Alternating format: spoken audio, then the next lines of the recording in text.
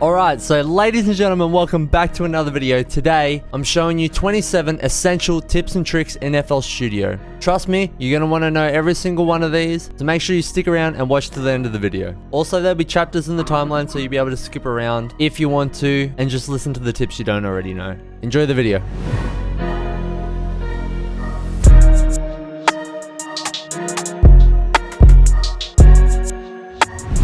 Alright, so we're here in FL Studio, and straight up, the first tip I've got for you is you want to click the middle mouse button to pan the playlist and the piano roll. Very underrated little navigation slash shortcut type thing. I use it all the time. It's way quicker than going up, grabbing the toolbar, moving it around, and so on and so forth. Alright, the second tip is mainly I use it the most in the piano roll and when I'm arranging beats. You know when you get a 4-bar loop and you just want to copy it over? Instead of highlighting and then Control B and then double clicking on the highlighted bar on the top here to get rid of it, all you need to do is Control A to select all, Control B to copy and paste, and then Control D to deselect it all. And that's all you need to do. Another way to do this, obviously, is just using Control B, but this only works if the MIDI actually comes up to right to the edge. So for instance, if I changed it like this and I just hit Control B, you'll see that it doesn't actually copy to the start of the next 4 bars. However, if you hit Control A, you'll see it highlights the first 4 bars, Control B, Control D, and we've copy and pasted it so it starts on the one, which is exactly what you want. We've got another tip for the piano roll here. Say I want to change the velocity of these notes here. Right clicking on the piano roll and drawing a line will ensure you get a straight line of velocities. These are great for hi-hat rolls as well if you want to try and do those. It's way easier than left clicking and dragging, trying to draw a straight line like that. If you want a straight line, you just right click and drag across like that. Shift and left click moves all the selected notes to the same level. Alt and left click returns the note velocity to its original value. So if you accidentally say mess up and change some velocities, all you need to do is hold down Alt and left click and it just returns them back to where they should be. More velocity tricks. You probably know this one, but you just hold down Alt and you scroll down to adjust all of the note velocities at the same time. This works for panning and all the other controls down here as well, in case you didn't know. Now when you're in the piano roll, sometimes you want to bring up this menu, and clicking up here right in the corner is sometimes a little bit finicky, so there's a couple of shortcuts that you can use. You can use F3, which brings it up, or you can use middle mouse click and right click and it brings up this little drop down menu here. You can select your pencils from here, or what I do most often is I go down to view and then scale highlighting, and this is what I use most often just to make sure I'm in the right key. Say I'm building something in A minor, you can right click to stay in the menu, or you can left click for it to select it and then the menu can disappear. And then from there you can see all these highlighted grids. The lighter ones are actually in key and the darker ones are not in key. It's just much easier to build chords and melodies using this little feature. Now say you've got 2 separate instruments playing and you can see the ghost notes here. If you don't have the ghost notes, I believe it's Alt V to turn them on and off. And often when you're working in an 8-bar loop, and sometimes for whatever reason you've got a note in another instrument playing over the 8 bars, so that when your little loop finishes, it continues for a little bit and doesn't loop perfectly like this. Continues like that instead of looping after it hits the 9th bar. What you can do is double right click on the ghost note, and what that does is just switches to that set of MIDI in the piano roll. You can hit C to get to the cut tool, shift and right click to bring up this delete bar. Shift just holds the cutting tool to the grid and you can just snip that off, and now it'll loop perfectly.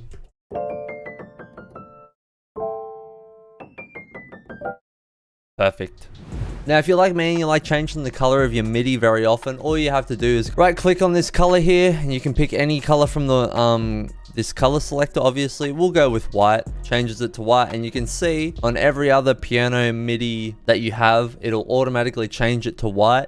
However, if you click here, you have all these different colors, and I find that if you use a different one, some plugins only read MIDI from this first color. So what you can do is just make sure you're always selected on number 1, and then to change colors, you just right click and change color like I showed you before. But say you've got 2 different colors for 2 different MIDIs, and you want, say, this orange for both MIDI patterns, all you need to do is go to the pattern that's not the color that you want, and Alt-C, and it automatically colors it for you.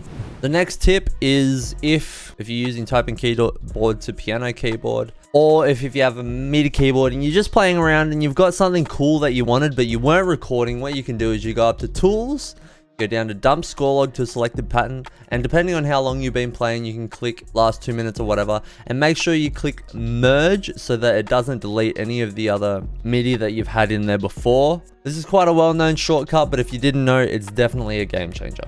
Another quite popular one, but if you don't know, this will save your life. Make sure you go to Options, File Settings, and your autosave is frequently every 5 minutes and before risky operations. That way, FL Studio is almost constantly auto-saving your project, so when you get the infamous crash, what you can do is you go into your browser here, you come down to Backup, click on this, and this will have a bunch of all of your auto-saves that you've been working on. It goes way back. I think it does like 100 auto-saves or something like this.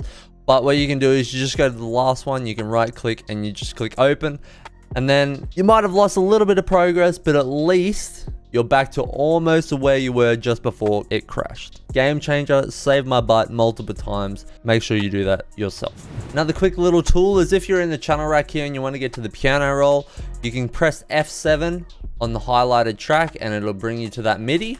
Or what I do quite often is I right click on the MIDI itself, and that doesn't matter if it's highlighted or not. Say I want to go to this MIDI here, you right click and it automatically goes to this MIDI nice and quickly. If you didn't know that, it'll save you a bunch of time.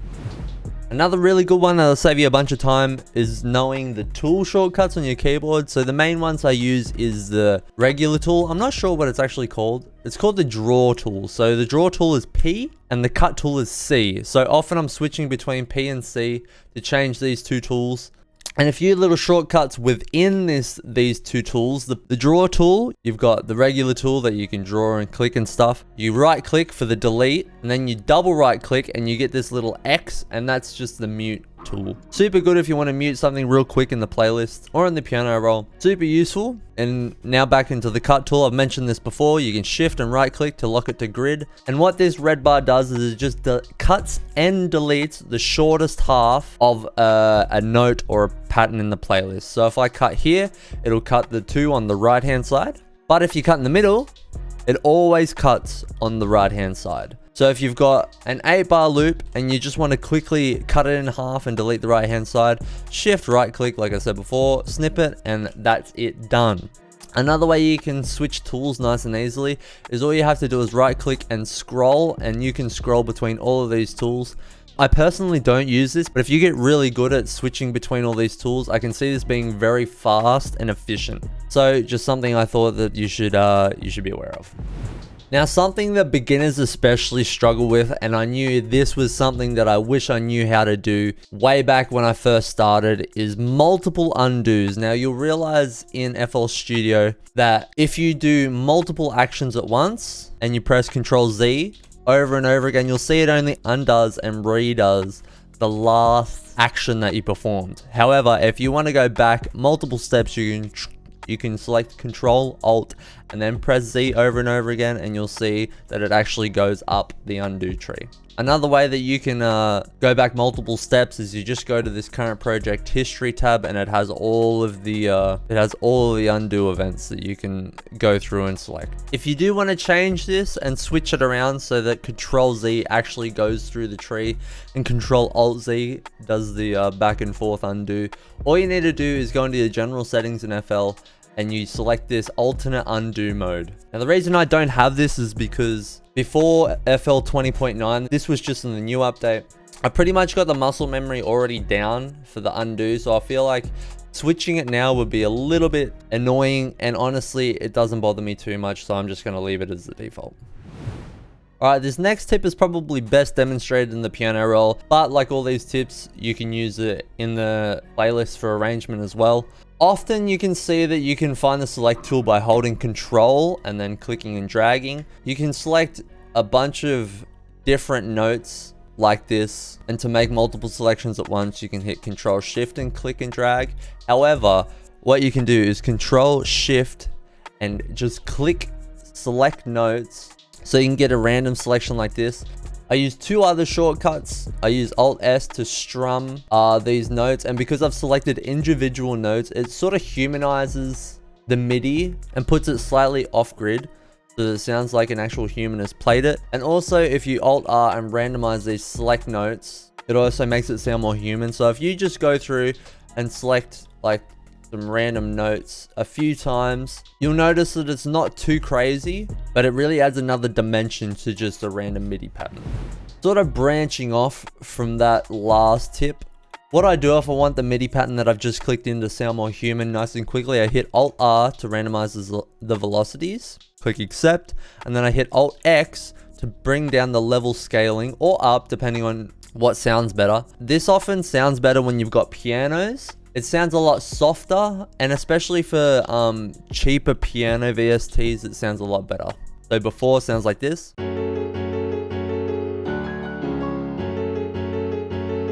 And then after sounds like this.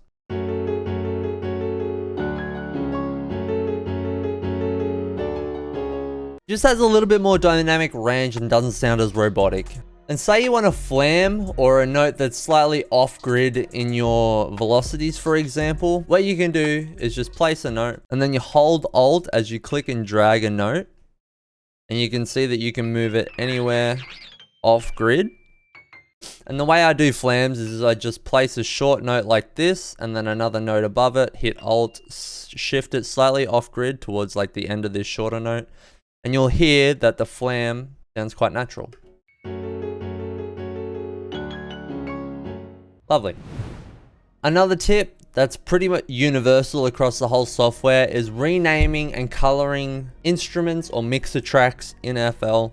A lot of times I use this in the mixer, so you can bring the mixer up, you can highlight a bunch of tracks like this, you press F2 to rename it, and then you can click this color wheel, color it however you want, and then you hit enter, and it colors all and names all the exact same name. You can also adjust multiple mixer faders when they're all highlighted like this. Yeah, control and click to select multiple at once. And often when I split by channel, when I go to arrange, I shift click the top and the bottom playlists, I press F2, and then I just have a gradient of colors, and it makes it look very nice when you pull it out into FL like this. Often I just want to rename one mixer track to a bus, for instance, so you can just click an empty mixer track, you press F2, name it bus, you change it to a different color, and then bam, easy, quick and easy. You don't have to right click, you don't have to go up here. It's just less keystrokes for the same outcome.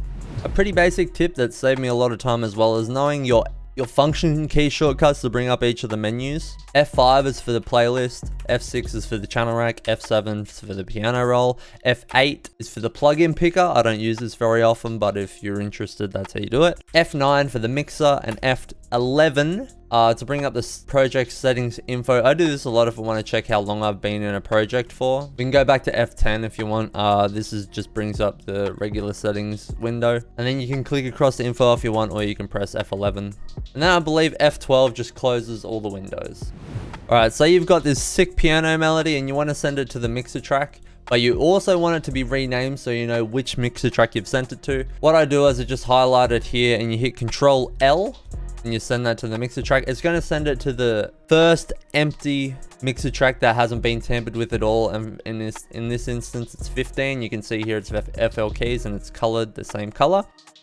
And you can go ahead and you can put plugins on here, make it sound nice and good. Another bonus tip that has saved me a bunch of time is you go into your browser here, you go to plugin database and then effects, and here you'll have all your effects, and all you need to do is go in and you can do as many as you want. Technically you can only do 10, but I have 5, so you can go and think of your 5 most used plugins that you open the most. For me, I have Parametric EQ 2 as 1, I have 3D Reverb 2 as number 2, I have Echo Boy for number 3, I have Decapitator for number 4, and number 5 I have Gross Beat. And I've just gone through and I've put the corresponding number in front of this little file here for each of the plugins. And then when you're in the mixer channel and you want to bring up, say, 3D Parametric EQ, I know that's number 1, so all you need to do is click this slot and press 1 and it opens it automatically. And in real time, say I want to open Decapitator, all I need to do is click, press 4, wait for it to load, bam. Super easy, super quick way to open effects. And you can do this for VSTs as well if you have a bunch of VSTs. But this saves a lot of time just looking through, trying to find the right plugin when you know you use it quite often. Big tip, big tip. All right, say you're utilizing all of these navigation tips that I told you before, middle mouse wheel and scrolling and that type of thing. If you accidentally put yourself in a pickle, say like you're really zoomed in and it looks like this, like it's really vertically zoomed in, but it looks like this basically. All you need to do is control and hold middle mouse wheel, and you can change the vertical zoom, and alt middle mouse wheel, change the horizontal zoom to get back to where you were. A nice little tip to move instruments in the channel rack or mixer tracks in the mixer. You just highlight the track that you want to move, hit alt, and then you can hit the arrow keys to move them wherever you like. Say you're just making a new beat and you've got 3 melodic elements here and you want to change the key, but instead of going into each of the piano rolls and pitching it up 3 and then scrolling on this and then pitching it up 3 and then scrolling on this one and then scrolling too far and going back and then pitching it up 3 and then making sure everything's all good, what you can do is you open up the channel rack like this, you click and drag, select all of these, you go to this little drop down and you go transpose selected, and if you want to go up you can just write the number, or if you want to go down you just write the minus and say we want to go down 5 semitones. We're already in another key. The next tip, I've talked about this in another video in greater depth, but templates. If you want to check out my specific template, I've got a video. I'll link the tag up in the top right here. But basically, every time you open a beat, you can have the mixer set up the way you want with the plugins on the master that you always use. Plugins on like mixer track 1, 2, and 3 for like using loops. You can have the channel rack set up with some drum grooves you go to all the time. I have a 2-step hi-hat pattern. I've got the classic clap / snare pattern, and I've got a rim accent snare pattern as well in my channel rack. But the way you make a template, you basically just make an FLP the way you want it to open up every single time. And all you need to do, you save as, you go to wherever your FL Studio is located. Mine's on my E drive. And you go into FL Studio, you go into projects, templates, and you save it in here. And then what you need to do is close FL and reopen it.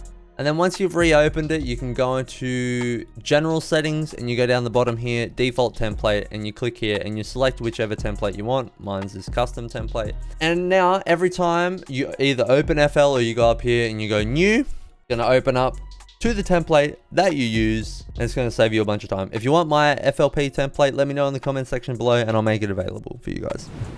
Next up, if you just drag any loop in and you decide it's not loud enough and you already normalized it and you've already maxed out this volume, for instance, and it's still not loud enough, what you can do is you click on here, you go to this wrench tool, and you've got a levels adjustment here with extra volume. So you can go ahead and turn that up or turn that down depending, but sometimes on a very rare occasion, I'll find like a kick sample or an 808 sample isn't clipping quite hard enough, and I just go into this level adjustment, turn this up, or you can go into the pre-computed effects and play with this boost knob. And now it should be plenty loud enough.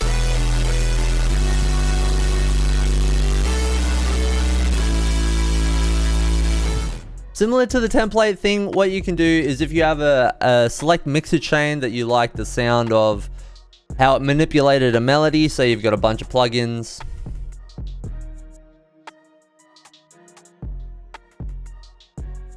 I don't know. I'll just open a bunch of random ones.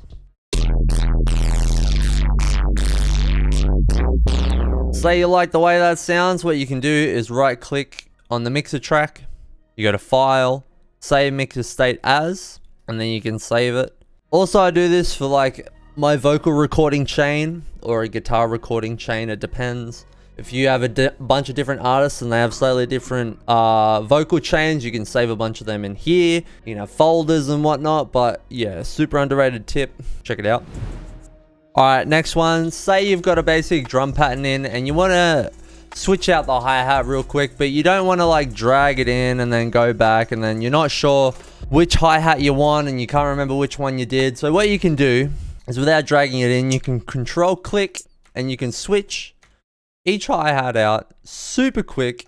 You don't need to click and drag anymore. All you need to do is just control click through samples until you find the one you want. And if you find out that you just wanted the first one that you click on, which is quite often, you go into the sampler here and you can right click on this little folder, and quite often you have a history of all the samples you've recently dragged into the channel rack. And I usually just go down to the first one that I've clicked in, which was this one. Super easy. This saves a bunch of time when I'm flicking through samples and I want to switch out like a 808 or a kick or a snare or anything for that matter.